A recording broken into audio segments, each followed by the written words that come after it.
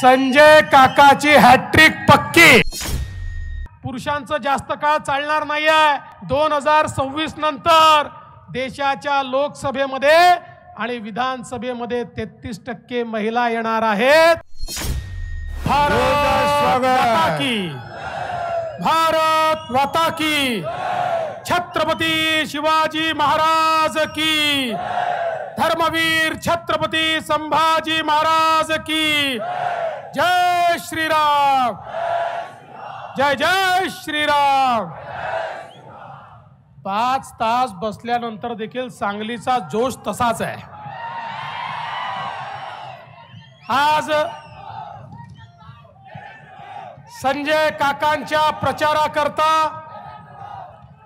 या ठिकाणी मोठ्या संख्येने उपस्थित झालेल्या माझ्या सर्व बंधू भगिनींना संबोधित करण्याकरता उपस्थित असलेले महाराष्ट्राचे धडाडीचे उपमुख्यमंत्री, आणि ते कसं थेट बोलतात हे आत्ताच आपण बघितलं,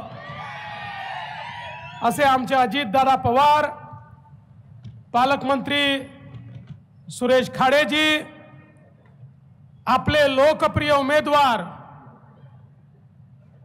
पहलवान संजय काका पाटिल जी, हमारे पास भी पहलवान ही है,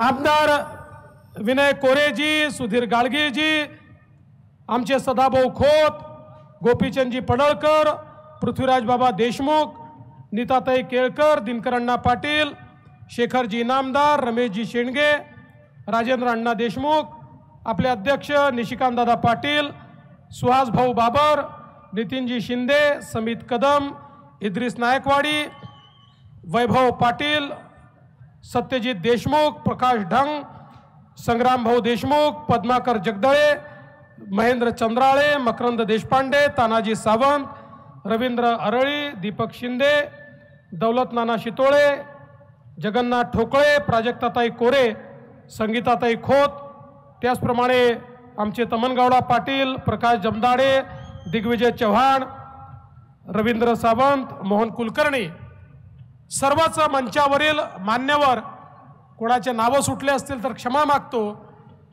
आणि प्रचंड मोठ्या संख्येने उपस्थित असलेल्या माझ्या माता भगिनी बंधूंनो, तुमची संख्या आणि तुमचा उत्साह पाहिल्यानंतर आता माझ्या मनात कुठलीही शंका उरलेली नाही।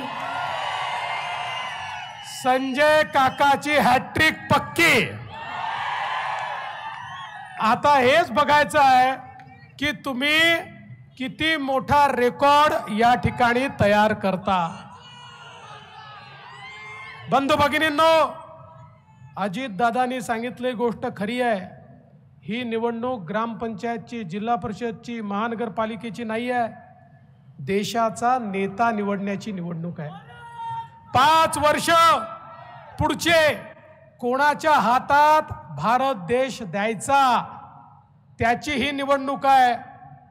आणि 2च पर्याय आहेत। एकीकडे देशगौरव विकास पुरुष माननीय नरेंद्र मोदीजी आहेत। मोदीजींच्या नेतृत्वामध्ये एनडीए आणि महायुती आहे, भाजप आहे, राष्ट्रवादी आहे, शिवसेना आहे, आमचा या ठिकाणी वेगवेगळे सगळे जे आपले घटक पक्ष आहेत, रिपाई असेल, आमच्या विनय कोरे साहेबांचा पक्ष असेल, आमच्या दौलत नानांचा पक्ष असेल, असे सगळे पक्ष, सदाभाऊंचा आमची रयत आघाडी असेल, सगळे पक्ष मिळून एक मोठी आघाडी आपण तयार केली आहे। आणि दुसरीकडे राहुल गांधींच्या नेतृत्वात 26 पक्ष एकत्रित आले आहेत। पण यातले फरक काय आहे? फरक असा आहे, आपली विकासाची गाडी आहे।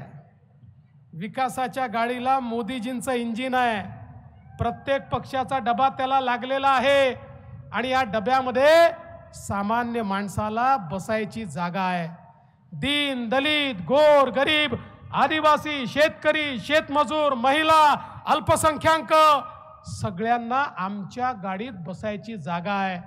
तिकडे मात्र डबेच नाही आहे, फक्त इंजिन आहे। राहुल गांधी म्हणतो मी इंजिन आहे, शरद पवार म्हणतात मी इंजिन आहे, उद्धव ठाकरे म्हणतात मी इंजिन आहे, ममता बॅनर्जी म्हणते मी इंजिन आहे, लालू प्रसाद यादव म्हणतात मी इंजिन आहे, स्टॅलिन म्हणतो मी इंजिन आहे. तिकडे सगळे इंजिनच आहे. बंधू भगिनींनो, इंजिनमध्ये बसायला कोणाला जागा असते का? जनता बसू शकते का? इंजिनमध्ये फक्त ड्रायव्हर बसू शकतो, फार तर त्याचा परिवार बसू शकतो. त्यामुळे त्यांच्या इंजिनमध्ये त्यांना आणि त्यांच्या परिवाराला केवळ बसायची जागा आहे, बाकी तुमच्याकरता जागा नाही. आणि यांचे इंजिनही कशी आहे, एक इंजिन पूर्वेला ओढतंय तर दुसरा पश्चिमेला ओढते, एक उत्तरेला ओढते तर दुसरा दक्षिणेला ओढते. त्यामुळे यांचं इंजिन जागेहून पुढेच जात नाही, ते हलतही नाही, ते डुलतही नाही, ते चालतही नाही, ठप्प पडलेलं इंजिन आहे. त्यामुळे संजय काका मोदीजींच्या इंजिन सोबत डबा घेऊन सांगलीकरांना त्या डब्यामध्ये बसवून विकासाकडे घेऊन चालले आहेत. सांगलीकरांनो, तुमचा आशीर्वाद हा केवळ आणि केवळ काकांच्या पाठीशी या ठिकाणी आपल्याला ठेवायचा आहे. खरं म्हणजे आपण सगळ्यांनी बघितलं, गेल्या 10 वर्षामध्ये ज्या प्रकारे भारताला मोदी साहेबांनी बदललं, एक गरीब कल्याणाचा अजेंडा भारतामध्ये चालला. देशामध्ये 20 कोटी लोक जे झोपडीत राहायचे त्यांना पक्कं घर मिळालं.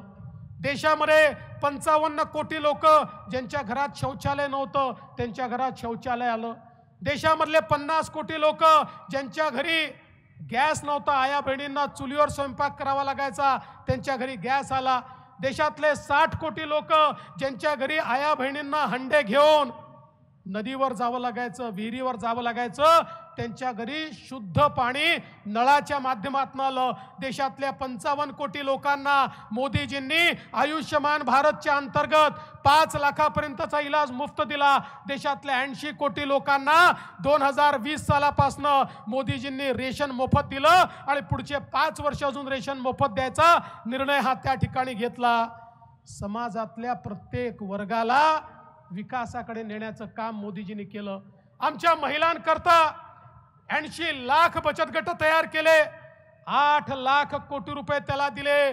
आणि आता मोदीजींनी सांगितलं, आमच्या बचत गटांनी केलेल्या वस्तूंच्या विक्री करता रेल्वे स्टेशन असेल, बस स्टेशन असेल, सरकारी जागा असतील, सगळ्या जागा या महिला बचत गटांच्या वस्तूच्या विक्री करता उपलब्ध करून देण्यात येतील.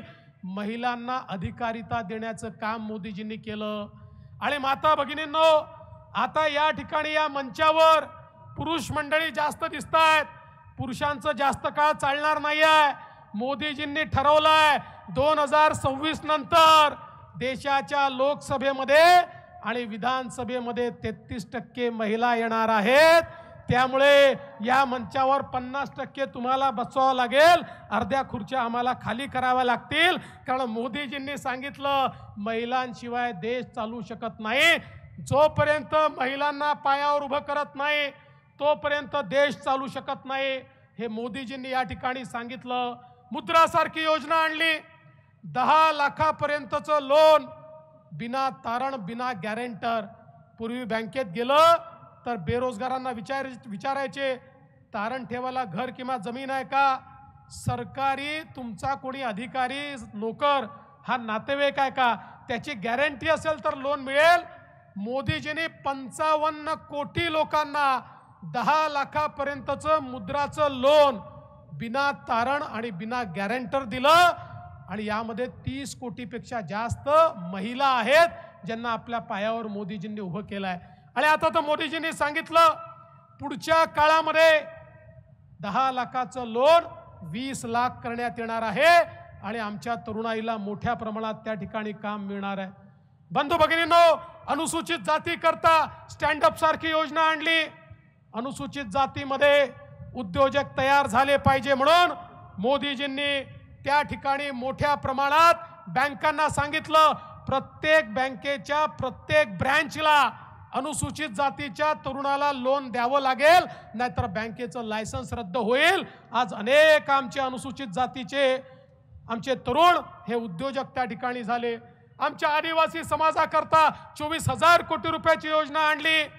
आमच्या 12 बलुतेदारांकरता 30,000 कोटी रुपयाची योजना मोदीजींनी आणली आणि पारंपरिक जो व्यवसाय आहे हा व्यवसाय वाढवता आला पाहिजे, त्या व्यवसायामध्ये आधुनिकता आणली पाहिजे, त्याच्यामध्ये आपल्याला कॅपिटल इन्व्हेस्टमेंट करता आली पाहिजे।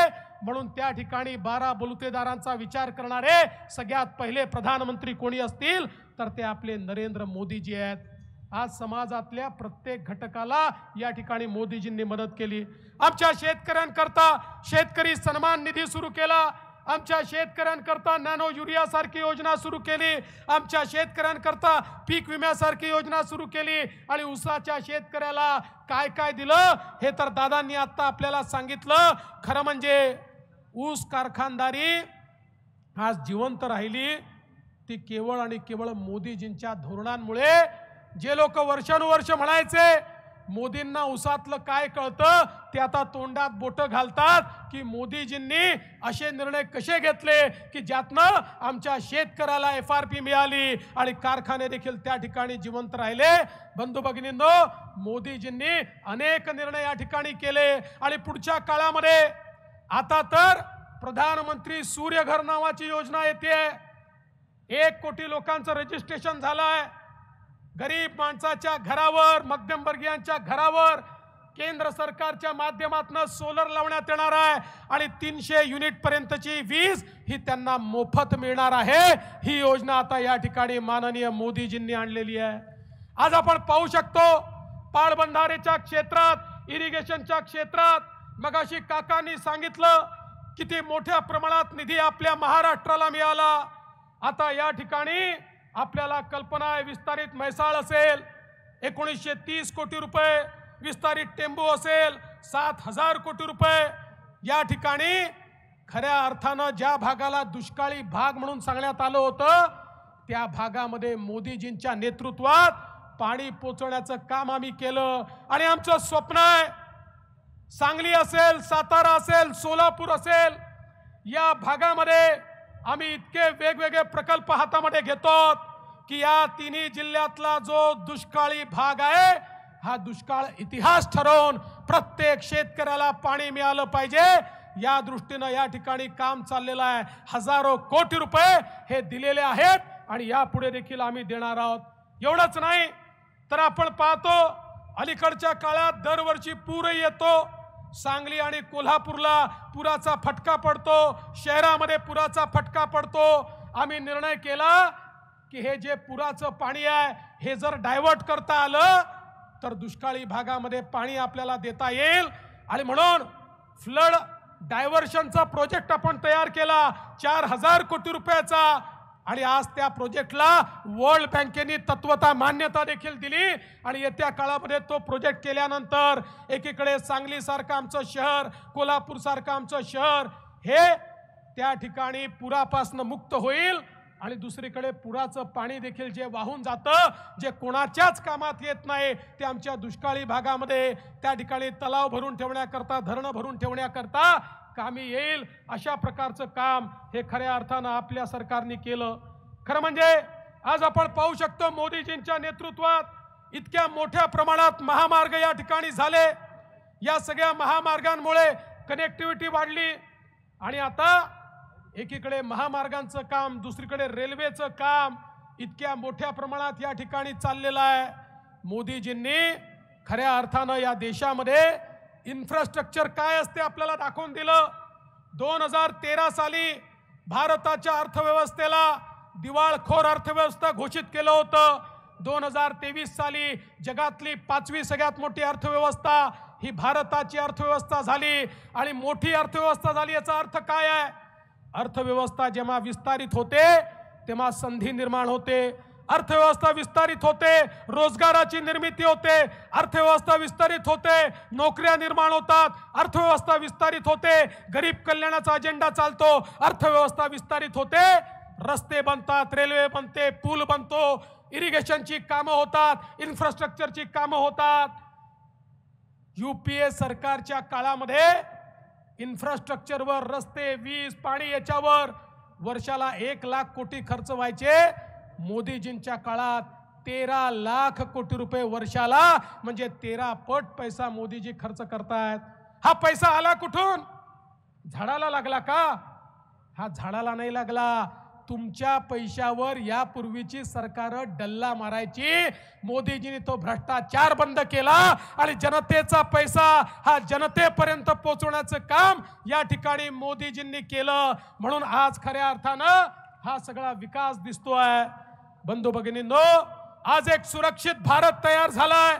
पाकिस्तान असेल, चीन असेल, भारताकडे वाकडी नजर करून पाहू शकत नाही. आणि कोणी वाकडी नजर केली तर त्याला घुसून मारणारा हा नवीन भारत आज मोदीजींच्या नेतृत्वात तयार झालाय.